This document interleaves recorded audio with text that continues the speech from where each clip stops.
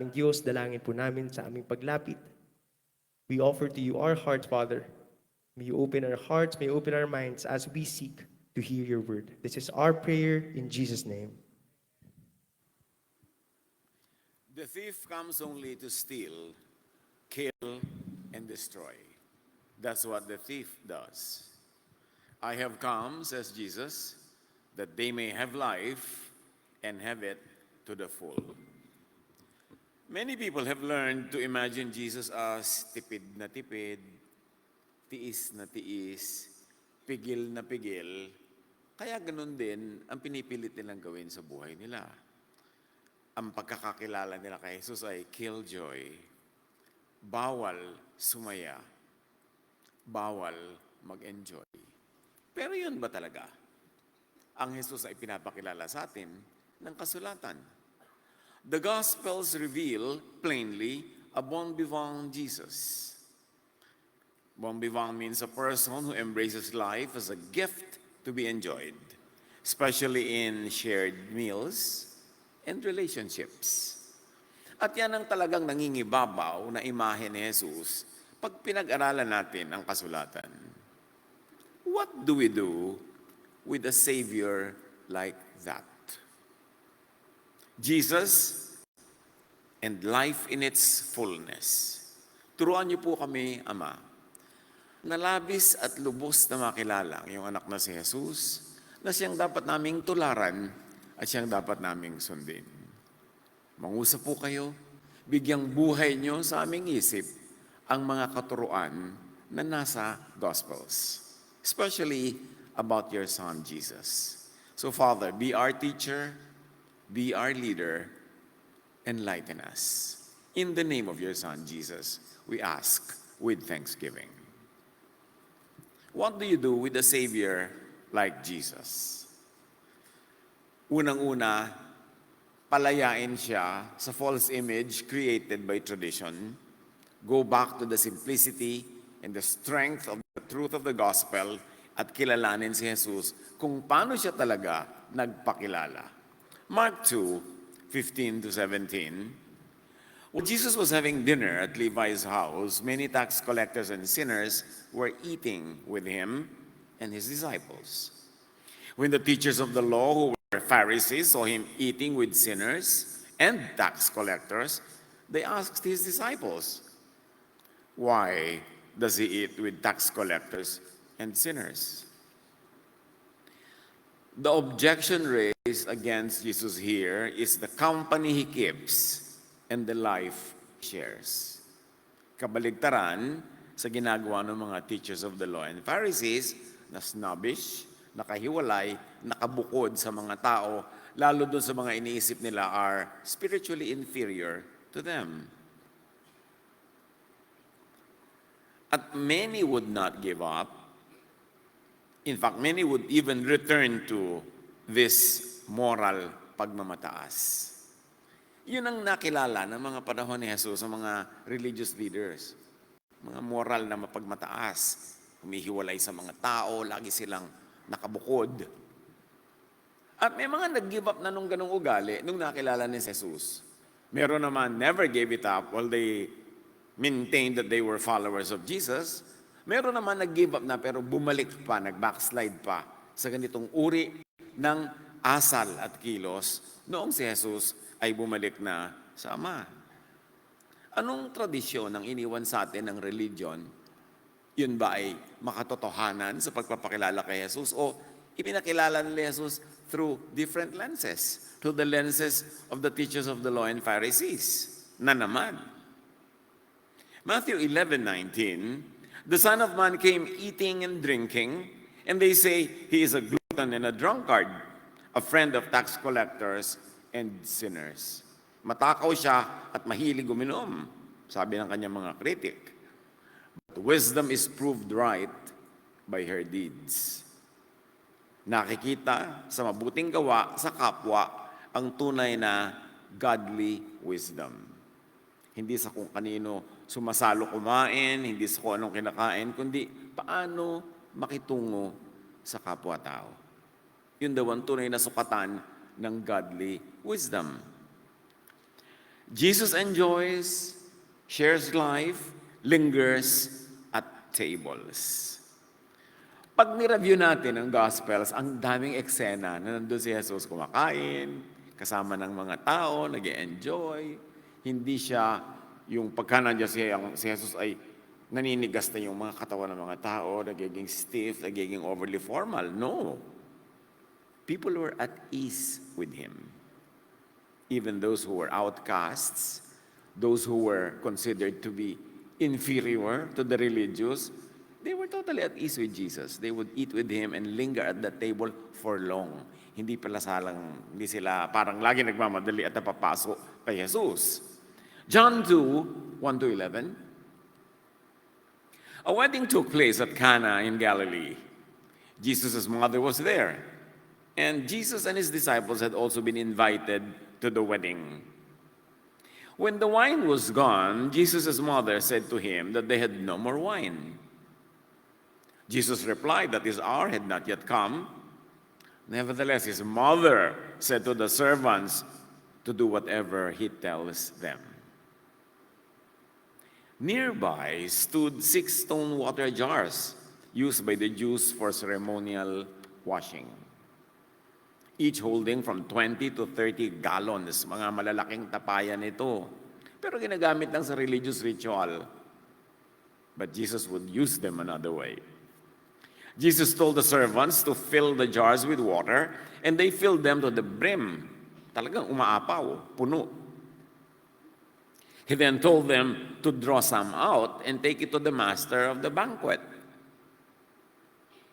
The master of the banquet tasted the water that had been turned into wine and called the bridegroom aside. Ikaw ha? Sabi ng leader ng ceremony. He said that the best wine had been saved until now. So niya, yung iba ha, yung mga magagaling na wine, yung unang sineserve. Pero pag yung mga tao, busog na, hindi na masyadong conscious, doon nila inilalabas, wala nilang kwentang wine. Pero kakaiba dito ha, ay ganun. Sa bandang dulo pa inilabas yung higit pang mas masarap na alak.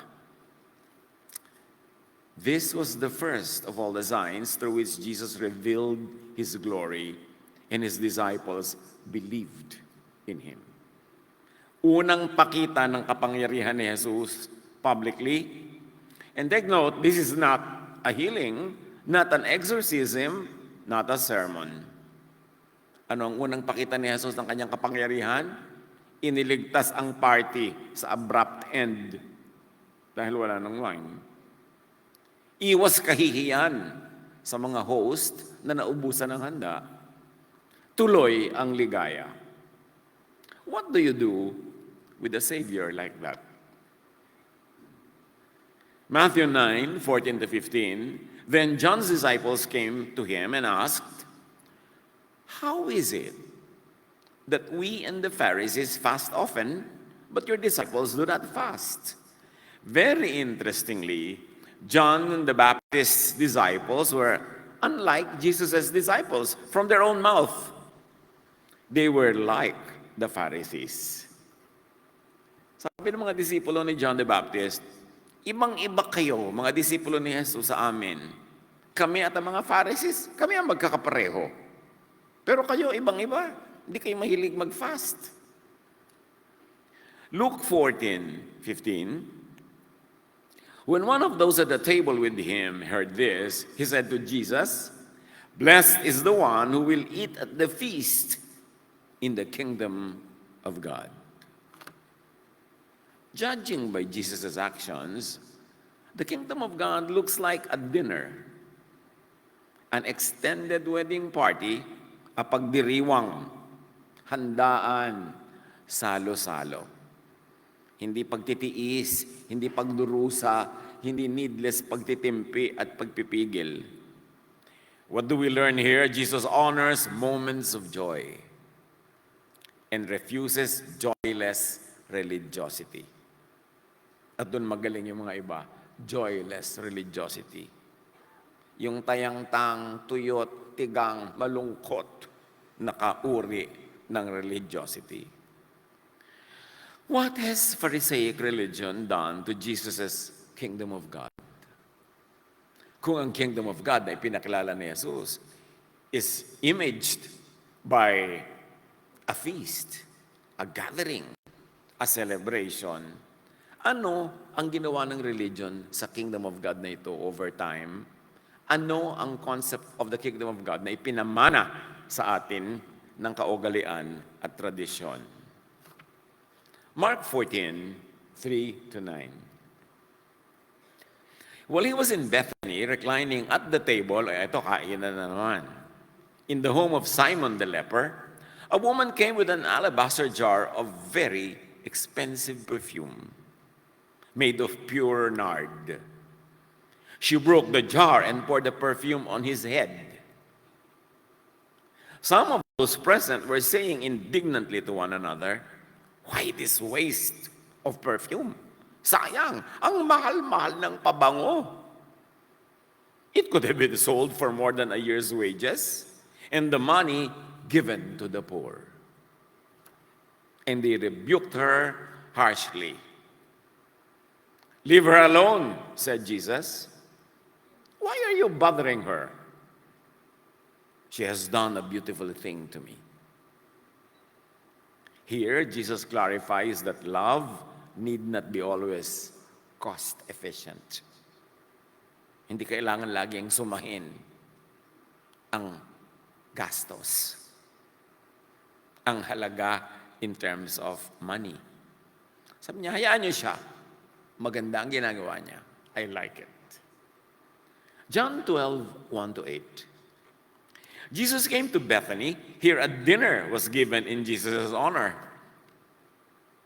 Then Mary took about a pint of pure nard, an expensive perfume. She poured it on Jesus' feet and wiped his feet with her hair. So obviously, this is another event, but the same story, the same theme of expensive perfume being given to Jesus. And the house was filled with the fragrance of the perfume. Humalimuyak ang bango sa buong bahay. But one of his disciples objected. "Why wasn't this perfume sold and the money given to the poor? It was worth a year's wages," a theme repeating in another location. "Leave her alone," Jesus replied. "It was intended that she would save this perfume for the day of my burial. You will always have the poor among you, but you will not always have me." What do you do with a Savior like that? May nagsabi ng ganito, acts of beauty and ritual are not waste. They are how love and dignity are shown. Incense, flowers, music, and ceremony may seem impractical, yet they nourish the inner life. A world that values only the efficiency forgets what it means to be human. Pag tuos ka ng tuos, kwenta ka ng kwenta, nalilimutan mo na maging totoong tao. Expressive love is not frivolity. It is how life becomes more than survival.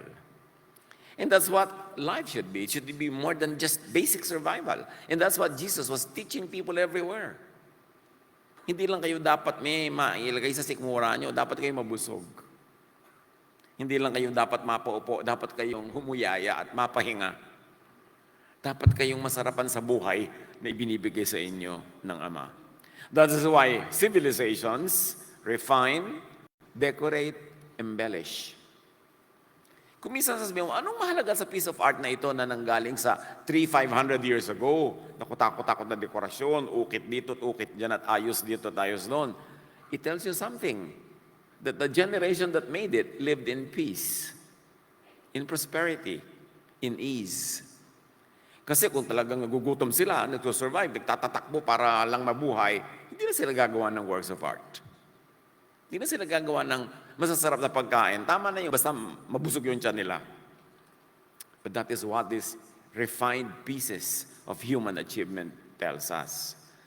They tell us that once upon a time, the people who built this enjoy God's peace, God's plenty, God's rest.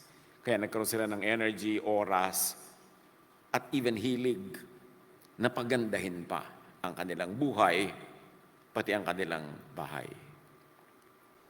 Luke 7:36 to 50. When one of the Pharisees invited Jesus to have dinner with him, he went to the Pharisee's house and reclined at the table. A woman in the town who lived a sinful life learned that Jesus was eating at the Pharisee's house. So she came there with an alabaster jar of perfume. Again, another incident with the same thing. An alabaster jar of perfume. Symbol kasi ito ng luho. Mahal to eh. Ang tagal bago gawin, mahal ang sangkap. So, inire-reserva lang sa talagang pinaka-best occasion. At yun ang mga dinala nila kay Jesus. As she stood behind him at his feet, weeping, she began to wet his feet with her tears.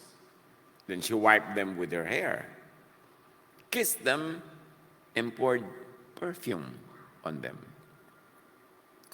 When the Pharisee who had invited her saw this, he said to himself, if this man Jesus was a prophet, he would know who is touching him and what kind of woman she is, that she is a sinner.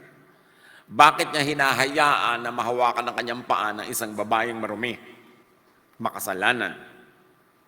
Then Jesus said to her, your sins are forgiven. Jesus said to the woman, your faith has saved you. Go in peace. Here Jesus exposes the cold restraint of religious respectability. Habang yung mga relihiyoso doon ay iwas na iwas sa babaeng ito, they would not let her touch them. And they were wondering why Jesus would allow such a trespass. Jesus said, go in peace. Your faith has saved you. You're doing well. Go home. Umuwi ka na. Tulad ng sinabi dito sa babae na gustong batuhin hanggang mamatay ng mga tao sa plaza. Umuwi ka na. Return to your life. Get a life. Get restored. But here we see, and we keep on seeing, that Jesus allows love to overflow. Jesus accepts and defends costly love from a sinful woman. Sa tingin ni Jesus, hindi yun marumi at hindi aksaya. Luke 14:16 to 24, Jesus replied, a certain man was preparing a great banquet and invited many guests. Ito yung talagang supreme parable ni Jesus tungkol sa kingdom of God. Isa na namang handaan. At itong host dito, representing of course the Most High God, prepared a great feast. At the time of the banquet, he sent his servant to tell those who had been invited, come, for everything is now ready. Hindi lang sila imbita nung malayo pa yung event, sila ngayon ay pinaalalahanan pang nakahain na, sugod na sa buffet table. But they all alike began to make excuses. The first said, I have just bought a field and I must go and see it. Please excuse me. Another said, I have just bought 5 yoke of oxen and I'm on my way to try them out. Please excuse me. Kailangan tingnan ko yung mga binili kong hayop. Still another, I just got married, so I can't come. The servant came back and reported this to the master. Then the owner of the house became angry and ordered his servant, go out quickly into the streets and alleys of the town and bring in the poor, the crippled, the blind, and the lame. Yung mga usually ay hindi imbitado, wala sa social registry ng mga handaan. Kung sino pa yung gutom, yun na hindi iniimbita. At kung sino pa yung laging busog, yung pang iniimbita. Kahit ngayon, ganun yun. Sir, the servant said, what you have ordered has been done, but there's still room. Nayaya na po namin, nahakot na ang lahat ng mga lumpo, pilay, mga guto, mga bulag, mga outcast. Pero ang dami pa pong vacant seats. Ang dami pang pagkain. In other words, itong lugar na ito na pinaghahandaan ng Most High, maluwag ang banquet hall. Ito ang message. Maluwag ang Master's Hall, Maluwag ang bulwagan ng Panginoon. Yun ang Master's Hall. Kaya lang, noon hanggang ngayon, kahit ang luwag-luwag ng bulwagan ng Panginoon, ang hihigpit ng mga usher. Inuuri ka, inuuri ang itsura mo, ang kutis mo, ang haircut mo, inuuri ang suot mo, at hindi ka pwede pumasok pag hindi ka malinis na malinis, banal na banal, ayon sa kanilang inaasahan.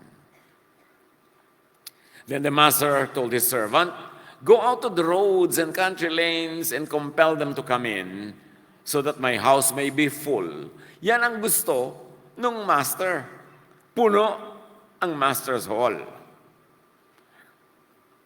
I tell you, not one of those who were invited will get a taste of my banquet.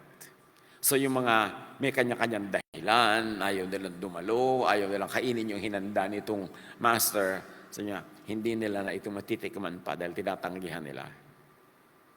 Lahat ng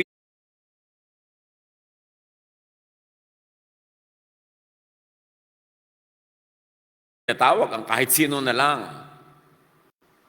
Meron ba kayo nakitang invitation na to whom it may concern? Pero yun, ang invitation. Kahit sino na lang. Mga may kapansanan, street dwellers, may mga binivilma santos, yung mga uninvited. Pero sila got invited. Ang kaharian pala ng Diyos ay parang karinderya, laging bukas para sa lahat. At pwedeng-pwede pang mag-sharon. Ang daming handa. Pwedeng ipamigay, pwedeng i-share. Luke 25:6. On this mountain, Isaiah 25:6. On this mountain, the Lord Almighty will prepare a feast of rich food for all peoples. Gising at mulat ng mga propeta that on the mountain of the Lord there is a feast of rich food for all peoples. Hindi lang para sa isang lahi, hindi lang. For all peoples. And Revelation 19:19 says, "Then the angel said to me, write this, blessed are those who are invited to the..." Remember, this is an open invitation.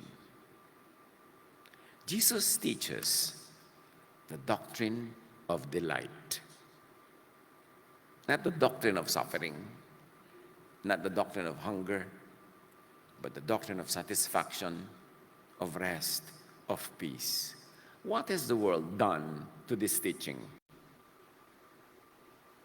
Jesus invites people into joy. Ano sa atin ang kahulugan ng Kingdom of God? Sa ka-attend ng mga religious services buong buhay, kada dalo ng mga pag-aaral, kapapakinig ng kung ano-ano, ano ang naging tingin na natin sa Kingdom of God? Fast or feast? Gutom o kabusugan? Work or rest? Sacrifice or delight? All throughout our reading today, the Son of Man came eating and drinking and shared the table with anyone and everyone, willing, ready, and able to sit with him, to accept the invitation into a life of peace, of rest, of joy, of restoration. Is this the Jesus that we know? Because this is the Jesus that the Gospels made known. This is the Jesus, the Son of the Father, our Savior. He invites us to rest, to peace, to abundance. And many still do not know what to do with a Savior like that. Turuan niyo po kami, Ama, na lubos at malalim na makilala ang iyong anak na si Jesus. Mahawi ang mga takip na inilagay sa amin ng panahon, ng mga tradisyon, at kung ano-anong ideya, at malantad ang tunay na Jesus na maibigin, mapagtanggap, mapagkupkop, mabuti, mabait, mabanayad. Ituro mo sa amin na makilala ang mga false images created by history, by society, by religions. Nang sa gayon, lubos naming maunawa ang tunay na katuruan ng iyong anak na si Jesus. Maipamuhay ito at mapayagan din namin na aming kapwa na mabuhay in Jesus' rest, peace, love, and abundance. Pagbulay-bulayan natin sumandali sa katahimikan ng kahulugan ng mga mensaheng ito mula sa nakilala nating Jesus at suriin kung paano natin i-apply sa buhay so that Jesus, who is the Son of God, will rule us from within, from the kingdom of God inside us. Manahimik, magbulay-bulay.